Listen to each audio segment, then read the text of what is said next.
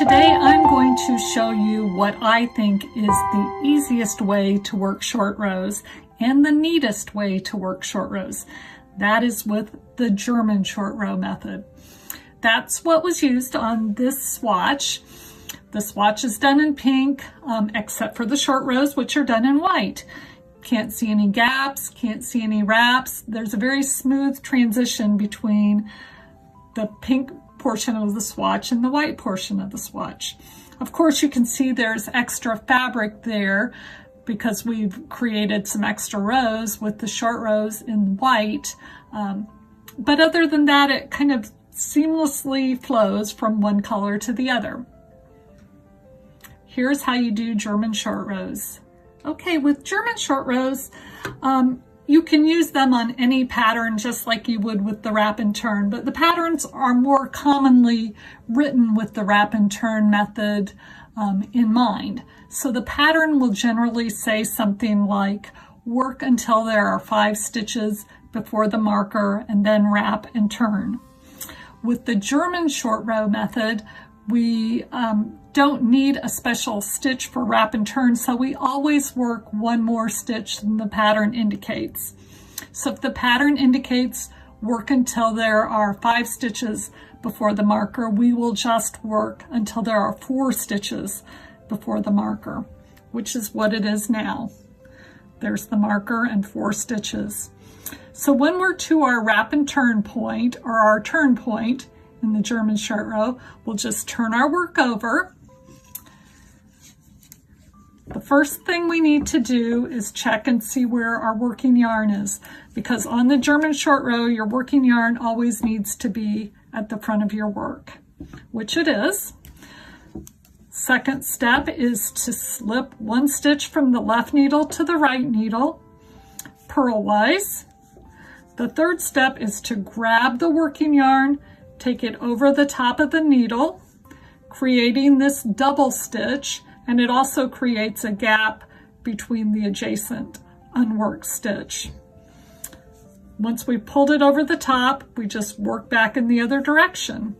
So in this case, we're going to be purling, so we need to bring our yarn back to the front of the work, and we'll purl on to the end, or to the next point of a German short row.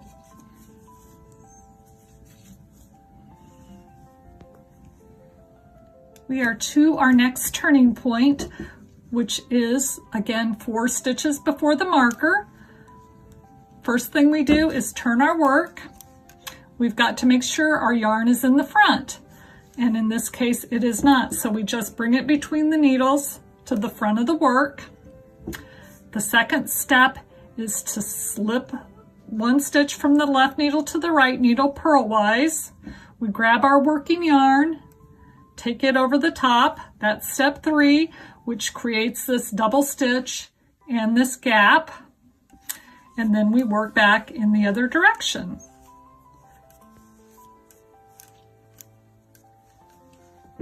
We're going to work back until we're 4 stitches past the last turning point. We can see this double stitch here was the last turning point, and we will count that as 1 stitch. 1, 2, 3, 4. So we've worked until we're 4 stitches before the last turning point. So step 1 will be to turn our work.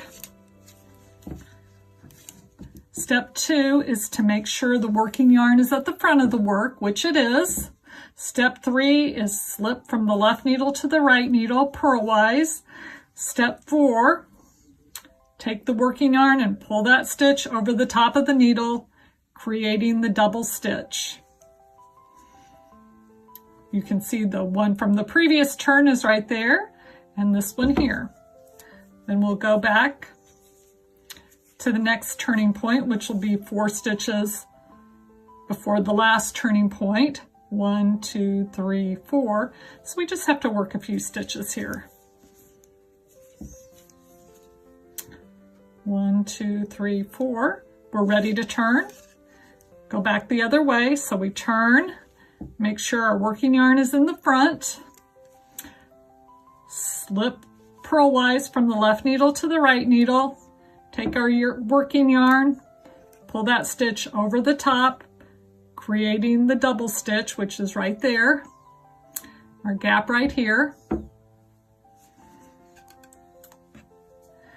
And for the purpose of this demonstration, we're done working our short rows. We've done 2 on each side, 1 turn here, 1 turn there, and then the other way is 1 turn here and 1 turn there. Now it's time to finish our first half of the stitches, which will be the stitches on this left needle. And we're going to work all the way to the end of the row this time. So we'll just start knitting because we're on the knit side of our fabric. We'll knit the first 2 stitches and then we come to a double stitch.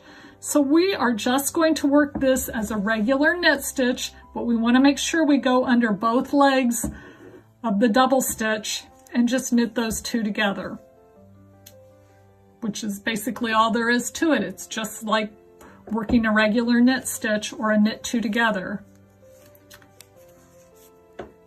We'll come to the next double stitch. Just insert our right hand needle underneath both of the legs of the double stitch, knit them together, and on to the end of our row. We're coming back the other way now to finish off the second half of our German short row stitches, our double stitches. So we're just purling along like normal until we come to the first double stitch. And just like on the knit side, on the purl side, we're just going to make sure we insert our right needle underneath both legs of that double stitch, purl them together. That's all there is to it. Very easy. Here's our, well, one more purl stitch, and then we're to the double stitch. We'll just purl those together. And then on to the end of the row.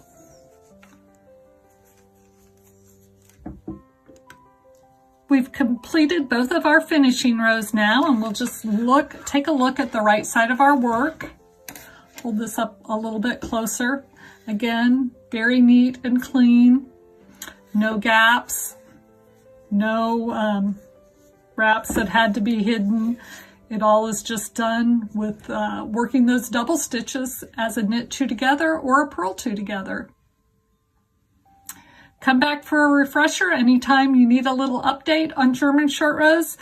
But if you're anything like me, I think this will become your go-to method, and it's just so easy. You don't even have to think about it every time like I always did with wrap and turn. I would always have to give myself a little refresher every time I did it, even though I've done them many times.